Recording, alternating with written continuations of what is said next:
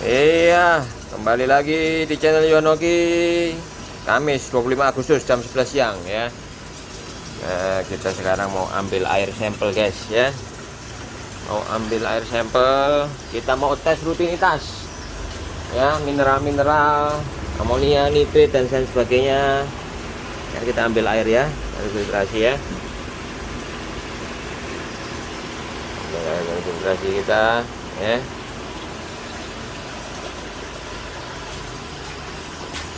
Nah, nanti kita proses syuting untuk tes-tes semuanya. Saya pause dulu ini ya. Nah, tadi sudah kita ngambil air sampel kita seperti ini nih ya. Nah, dalam rutinitas mingguan ya kan, itu kita akan mengukur parameter air kita, bagaimana salinitasnya, pH-nya, mineral-mineralnya, KH-nya, semuanya. Nah, kalau misalnya alkalinitasnya berkurang, ya kita akan dosing dengan Aqua Pro KH Buffer ini untuk meningkatkan KH-nya. Kalau kalsium kita berkurang, nah kita ada Aqua Pro kalsium ya. Saya pakai ini ya. Ya, ini saya buka nih. Ya. Bolong ya, kelihatan ya. Jadi kita pakai, kita juga selain jualan juga kita pakai sendiri. Magnesiumnya ya, magnesium ini ya, Aqua Pro magnesium. Nah, kita pakai ya, kalau habis ya ambil lagi ya. Dan Aqua Pro kalium, nah ini kalium juga kita pakai nih ya. Ya, itu semua kita pakai, selain kita jualan juga kita pakai ya. Jadi gimana kita harus mengisi kalium, kalsium, magnesium, bahkan KH atau alkalinitas, ya tentunya kita harus mengetes ya. Mengetes dengan alat tes seperti ini, potasium atau kalium ini saya punya dua karena ini udah habis. Ini yang baru, sorry, ini yang baru. Nah ya kan, alkalinitas juga begitu, udah habis. Saya alkalinitas ini sering sekali ngetes KH ya kan, pakai salivert. Ini juga akhirnya yang baru nih dua nih. Nah, kalau habis ya beli lagi guys ya. Nah, jadi kita tes dulu berapa nilainya. Kalau kurang dari standarnya kita isi, kalau masih sama seperti standarnya atau kurang lebih sedikit-sedikit ya kita mungkin biarkan. Ini kalsiumnya, ini magnesiumnya ya kan. Kalau untuk kinerja rumah bakteri kita bisa tes menggunakan amonia dan nitrit, terutama saat setelah memberi pakan, 1 atau 2 jam setelah memberi pakan. Itu biasanya amonia nitritnya lagi tinggi-tingginya. Tapi oke, hari ini kita ngetes semuanya, kita buat konten. Sebenarnya sudah pernah ngetes saya di video YouTube saya yang lalu-lalu ya kan. Kalau memang kurang jelas ya ini saya perjelas ya di sini ya. Pertama kita mulai dengan refraktometer. Kita menggunakan untuk kadar garamnya ya, salinitas kadar garamnya. Nah, kita ambil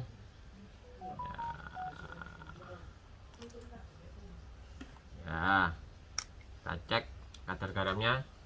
Kita anukan ke arah lampu ya, antara 22, 23, 24, 22, 23, 24 ya. Jadi kadar garam saya di ukuran seperti itu guys ya, seperti itu. Tentunya kalau biar nggak lupa kita catat ya, kita melakukan pencatatan ya. Kadar garamnya saya berapa sih ya kan. Nah, kalau pengen tahu air farm tadi kan udah kita take video pada saat pengambilan air farm kita ya kan. Hari ini tanggal 25 ya, Kamis 25 jam 11 siang, Kamis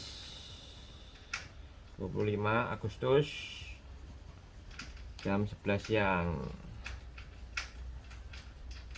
Salinitas 23 ppt ya kan. Nah, untuk pH ya kita bisa ngetes pakai model tetes atau yang digital itu sama bebas ya. Kita akan ngetes, ada di buku petunjuknya, itu ada di kertas petunjuknya, ada caranya bagaimana ngetes pH ya. Kita ambil airnya 5 mili, kita ambil airnya 5 mili, berarti kita pakai yang ini aja ya, yang kecil 5 mili, 5 mili, dan ditetesin 4 drop dari reagennya ini untuk pH ya, jadi ambil 5 mili terus ditetesin reagennya 4 tetes ya.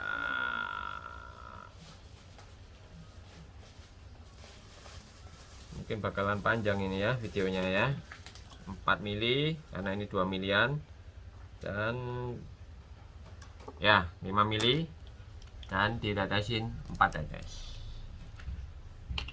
1 2 3 4. Oke. Tadi sih ya dari digital sudah lihat sekitar 7,7 ya. 7,7 7,8. Cuman ya oke lah ya. Kita lihat, kita bandingkan dengan color chart.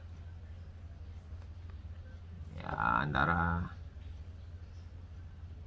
antara ini mungkin ya, antara 7,5 ke 8 ya. Oke. Berarti kita udah punya pH air kita sekarang itu di 7,5 sampai 8,0 nilainya. Setelah pH kita akan ukur yang namanya alkalinitas. Memang ada beberapa pendapat kalau di budidaya kepiting atau vertical crab house itu ada yang bilang, wah saya nggak pernah ngetes ini, nggak pernah ngetes itu, toh ya jalan ya, toh ya saya panen ya kan, toh ya saya bisa hidup. Ya benar ya, itu di tempat Anda seperti itu ya kan. Tapi analoginya begini, kalau Anda tanpa mengetes, tanpa menjaga parameter air aja bisa hidup ya kan, otomatis di tempat saya yang sudah terjaga parameternya ya pasti hidupnya juga lebih banyak ya, harusnya seperti itu. Karena antara menjaga kualitas dengan tidak menjaga kualitas itu pasti lebih baik lagi kalau dijaga. Seperti manusia, halnya manusia juga kan begitu. Air minumnya misalnya ya, hidup orang yang minumnya mungkin ya karena keterbatasan di daerah nggak bisa minum air bersih, nggak bisa memakai air bersih, toh hidup ya kan, toh baik-baik saja ya memang ya kan, memang. Tapi kualitasnya dibandingkan orang yang memakai untuk sehari-hari itu memakai air bersih yang terstandar. Di PDAM kita aja ada standarnya loh ya kan, nggak asal ngawur-ngawur air kelihatan bening langsung dikasih ke kita ya, ada standarnya, TDS-nya berapa, nggak boleh melebihi ini amonianya dan lain sebagainya. Nah itu kehidupannya seperti apa ya, lebih baik lagi. Oke, kita ngeliat di KH, kembali lagi di KH alkalinitas. Di sini ada 5 mili ya, kita ambil airnya 4 mili. Nah, kita ambil air sampel 4 mili, kita ambil ini 4 mili ya. Ya ini nih 4 mili ya, saya masukkan ke tabung reaksinya 4 mili. Terus untuk larutan KH nya kita ambil 1 mili. Ingat 1 mili ini di garis paling bawah ya, meskipun ada gelembung udara biarkan. Ini kelihatan nih garis paling bawahnya 1 mili, ini ada gelembungnya biarkan, karena gelembung ini menggantikan tip merah ini loh, ujung merah ini ya. Jadi jangan salah, penggunaan atau pengukurannya salivot ini juga harus seperti itu.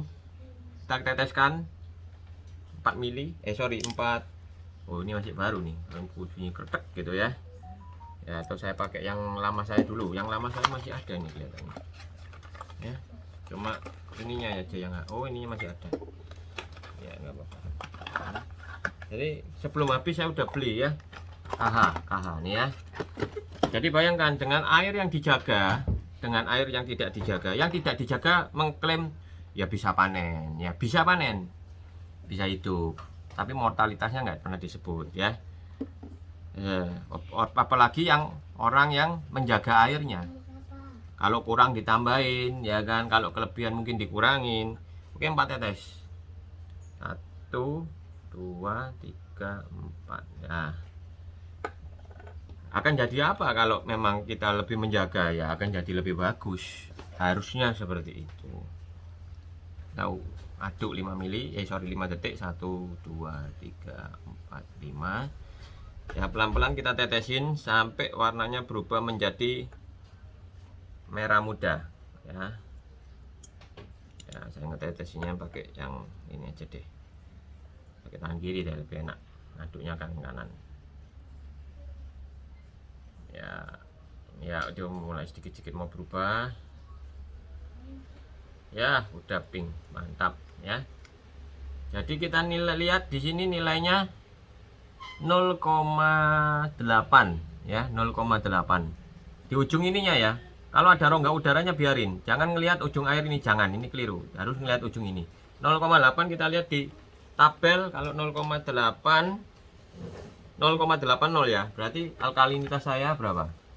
2,8 DKH. Jadi 0,8 ini nih. Ya, udah kelihatan ya. 2,8 DKH. Ini kurang atau bagaimana, Koyohan? Ya kurang sekali. Ya kan, KH-nya alkalinitasnya 2,8 DKH. Kita catat nih. Ya. Kurang, otomatis nanti nambah. Gimana cara namanya, Koyohan? Nah, itu yang tidak saya buka di sini, tentunya pakai KH buffer ini, Aqua Pro nih ya, karena itu adalah salah satu daripada materi dalam ini pelatihan private saya memang buka pelatihan private, jadi private training ya. Jadi bagi teman-teman yang mau memulai vertical crab house atau sedang melaksanakan vertical crab house ya kan,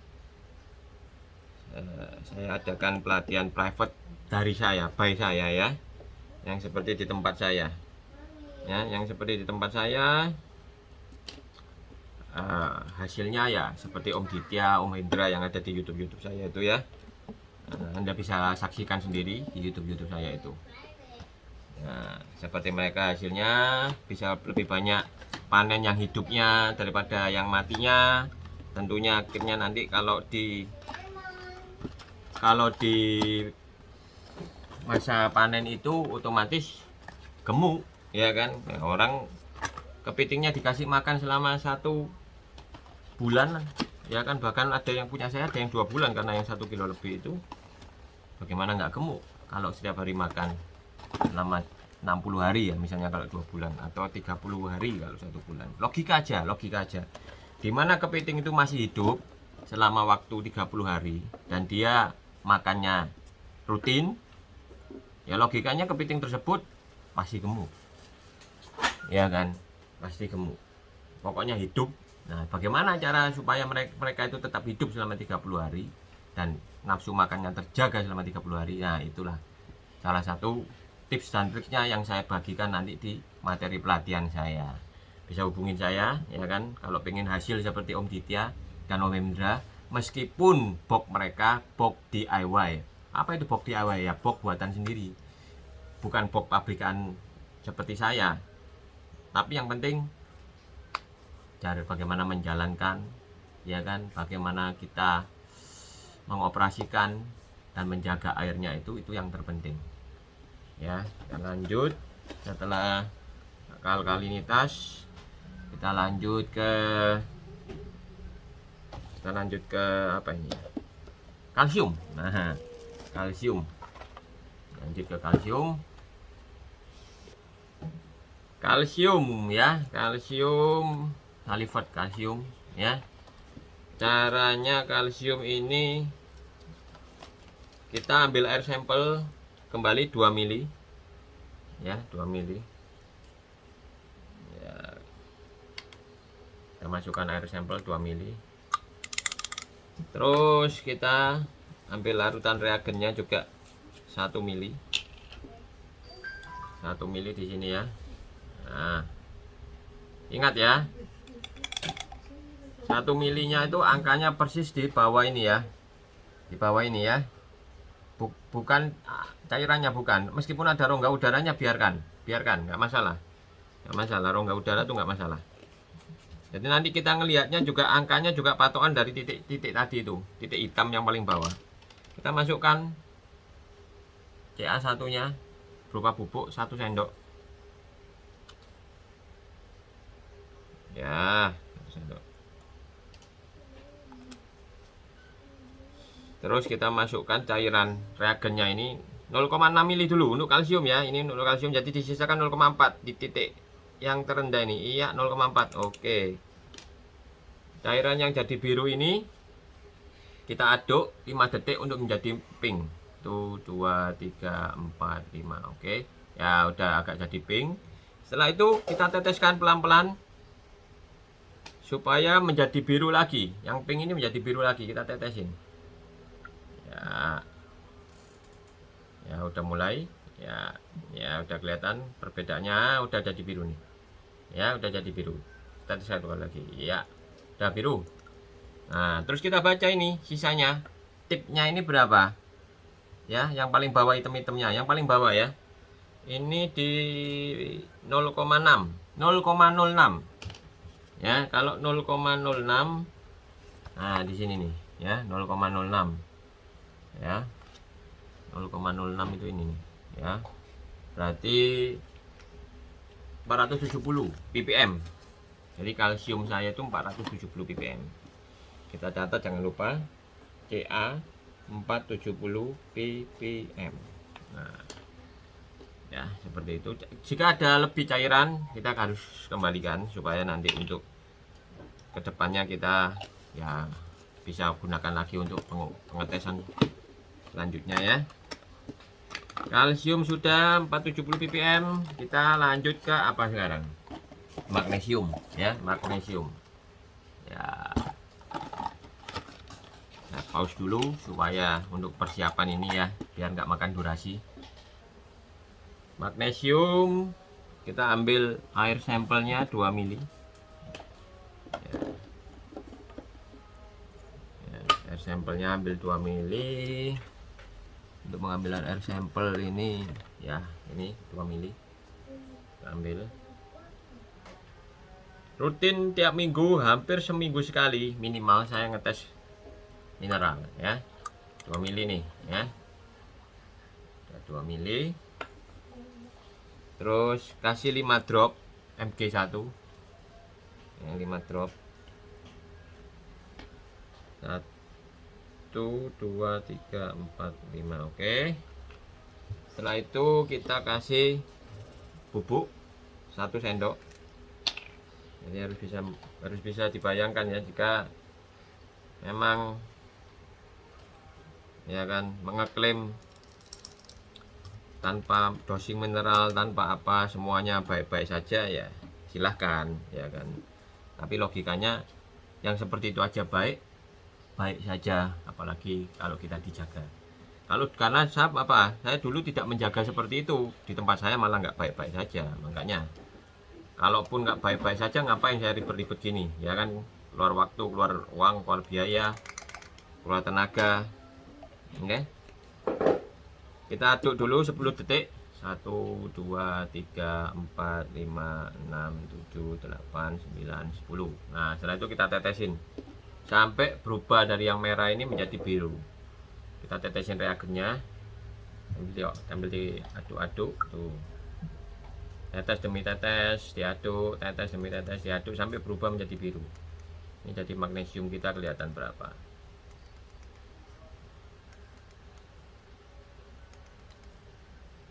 Ya. Nah, jadi apa yang kita lakukan ini nggak akan sia-sia. Seperti halnya Ditya dan Hendra ya kan, yang menjadi mereka menjadi bimbingan saya. Mereka rutin melakukan ini dan melaporkannya ke saya.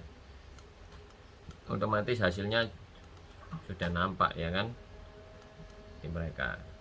kepitingnya yang mati berapa, yang hidup berapa, ya kan. Ya udah mulai, ya berubah ya. Dan ini adalah nilainya 0 guys ya. Kalau 0 di sini itu berarti magnesium saya terlalu tinggi, 1500 ppm. Jadi kalau terlalu tinggi apa yang harus dilakukan? Ya itu nanti adalah bagian daripada pelatihan, tips dan triknya. Kerendahan bagaimana, ketinggian bagaimana, ya kan? Semua saya bahas tuntas di sana ya. Ya. Saya berikan sedikit lagi. Kedua ya, 1500 berapa, saya pengen tahu nih. Harus benar jadi biru, ini masih ungu. Ya, tuh. Nah, ini udah biru nih ya, sedikit. Nah, udah biru kan? Nah, kelihatan tadi ya. Jadi ini ngetipnya 0,5, 0,05. Jadi 0,05 kalau di sini ditulis berarti 0, pemakaian 0,05, sisanya 0,94. Berarti ini 90. Hitungannya tadi pertama kali kan udah 1500 dan injakan yang kedua ini 90. Berarti 1590 magnesium saya. Nah, jangan lupa dikembalikan. Ya kan? Tinggi magnesiumnya. Ya mungkin beberapa hari saya ada dosing, ya kan. Ini kan cuman rutinitas 1590 ppm, ya kan. Ini di magnesium ya. Kita renahin dulu semuanya, ya kan. Supaya nggak keliru.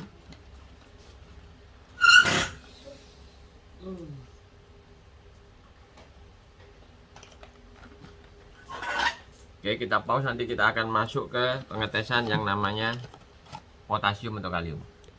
Lanjut di potasium, kita cukup ambil 1 mili saja air sampel. Ya, air yang akan dites itu diambil 1 mili. Masukkan ke pengukur ya. Setelah itu mix dengan larutan K1 sebanyak 5 mili. Saya ambil dulu K1 nya 5 mili ya. Nah, K1 nya 5 mili saja. Sorry, 0,5 sorry ya. 0,5 mili saja. Larutan K1 ya. Nah, 0,5 mili. Ya.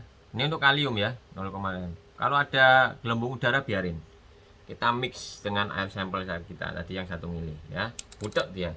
Dan diaduk selama 20 detik. 1 2 3 4 5 6 7 8 9 10 11 12 13 14 15 16 17 18 19 20.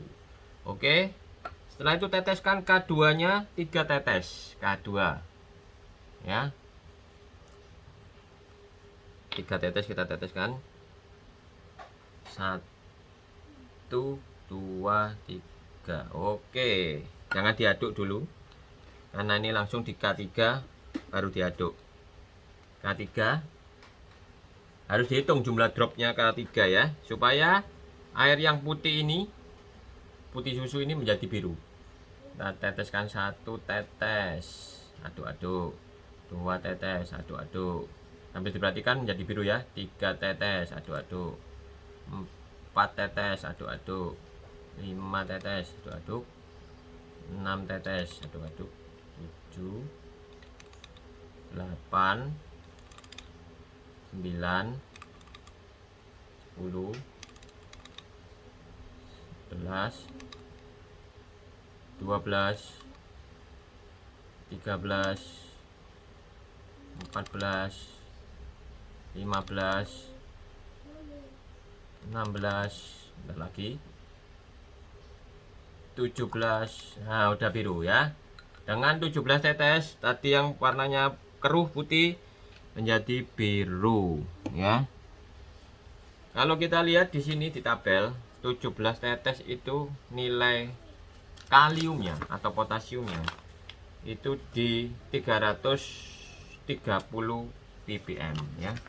Sini bisa kelihatan yang 17 tetes dropnya 17 ya, 330 ppm. Jadi catat lagi, jangan lupa kalium atau K atau potasium itu 330 ppm. Nah, jadi ada yang berkurang karena standarnya tidak seperti itu, harus ditambah. Berapa penambahnya, berapa gram di air saya yang hampir 2000 liter itu. Nah, itu tadi pelajarannya yang di pelatihan private training by Yohanoki ya. Seperti itu semuanya ya.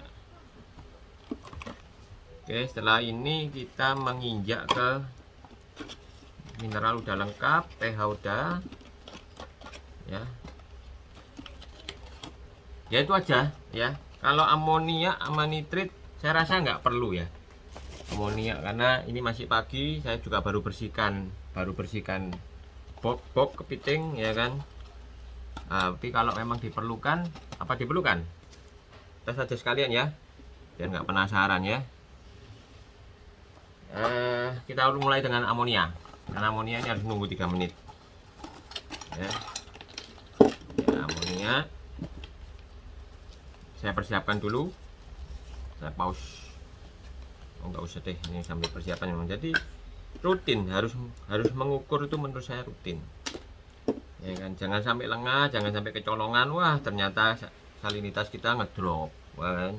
Wah ternyata mineral kita kurang ya kan, akibatnya menjadi pH bisa naik turun ya kan, nggak stabil karena ada unsur mineral, salah satu unsur mineral yang juga bisa memengaruhi pH naik turunnya terlalu swing ada. Dan apa itu? Ya, itu di pelatihan nanti saya jelaskan. Ambil 2 mili air sampel ya. Terus kita ambil larutan reagennya, kita ambil 1 mili ya. Pokoknya harus melihat dari titik terendah. Ada gelembung udara nggak apa-apa, cuekin aja ya. Terus kita masukkan setengah mili dulu, 0,5 mili dulu, seret, aduk sampai 30 detik. 1 2 3 4 5 6 7 8 9 10 11 12 13 14 15 16 17 18 19 20 21 22 23 24 25 26 27 28 29 30. Kembali lagi, masukkan lagi sisanya setengah mili lagi. Nah, dan aduk lagi 10 detik. 1 2 3 4 5 6 7 8 9 10. Nah, kita biarkan selama 3 menit. Saya buka stopwatch saya dulu ya. 3 menit ya, kita masa penantiannya 3 menit ya. Nanti kalau alarmnya bunyi ya, kita bisa tes. Hasil tesnya nanti kita bandingkan dengan color chart ya. Yang di sini ini 2 ppm ke atas amonianya, di sini 1,5, di sini 1 ya, di sini 0,5, ini 0,5, 0,25, 0,15 dan 0. Benar-benar putih atau bening ya, bening mungkin ya. Nah, nanti kita lihat nih hasilnya ya, 3 menit. Nanti tunggu alarm kita bunyi. Setelah amonia tentunya kita harus sekalian deh nitritnya ya. Nitritnya kita tes juga sambil menunggu waktu 3 menit tadi ya. Nitritnya juga sama ya. Kita harus gunain nanti yang ini 1 sendok takar. Kita ambil nitrit ini cukup 1. Nah, ini color chartnya nitrit 1 mili saja pakai ini ya. Air saya tadi 1 mili. Karena bakteri starter saya dari Aqua Pro itu juga untuk menghilangkan amonia, mengurai amonia, nitrit dan nitrat. Mungkin nitritnya juga kita lihat ini sedikit atau banyak ya. Setelah itu kita ambil 1 sendok ya, 1 sendok kita masukkan ke air ini dan diaduk-aduk selama 20 detik.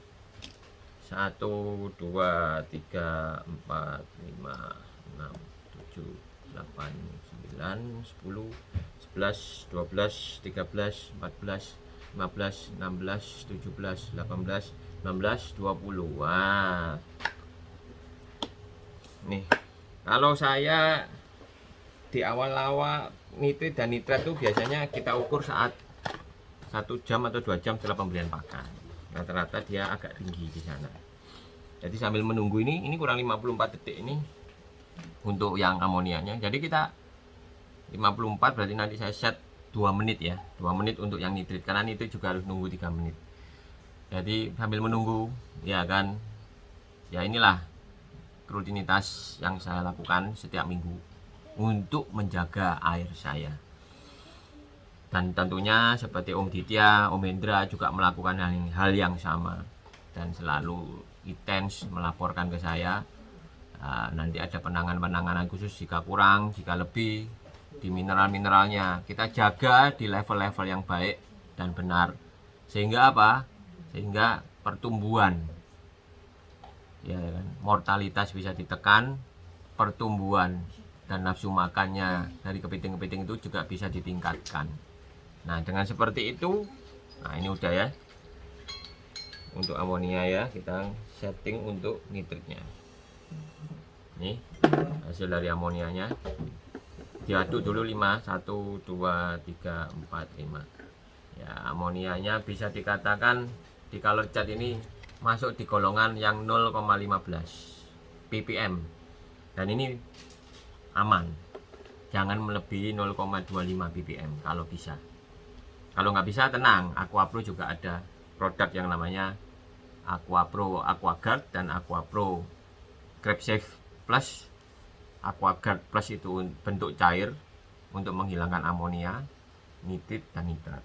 Kalau CrabSafe Plus itu bentuk bubuk, sama gunanya untuk menghilangkan amonia, nitrit, nitrat dan klorin.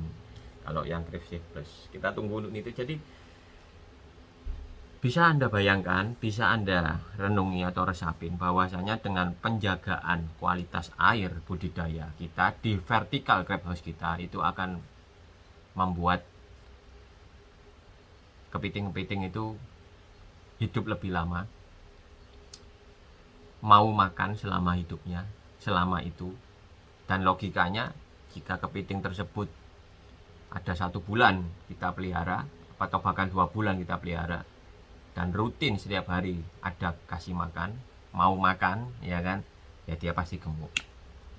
Nah, pertumbuhan dan pertumbuhan dan kehidupannya itu benar-benar berkualitas. Sedangkan ada di sana, luar sana, yang mengeklaim, ya kan, mengeklaim tanpa dijaga airnya aja bisa hidup, ya kan. Nah, pemikiran kita tanpa dijaga aja bisa hidup, apalagi dengan air yang kualitasnya lebih baik, apa yang akan terjadi, ya kan. Anda bisa berpikir, ini udah 5 detik lagi nitritnya udah selesai ya. Nah, nitrit ya, kita lihat airnya nitrit ya. Airnya nitrit ini bening ya. Bening ini bisa dikatakan yang 0 ppm ya. Bisa dikatakan ini ya. Ya jelek-jeleknya 0,1 lah ya. Masih aman. Ya.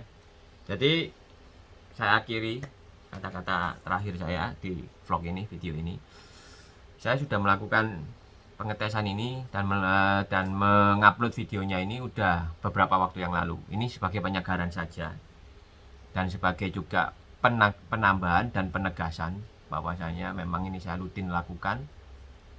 Setelah saya tahu ternyata kalium saya kurang, saya harus menambah kaliumnya dengan AquaPro CrabCal, ya kan.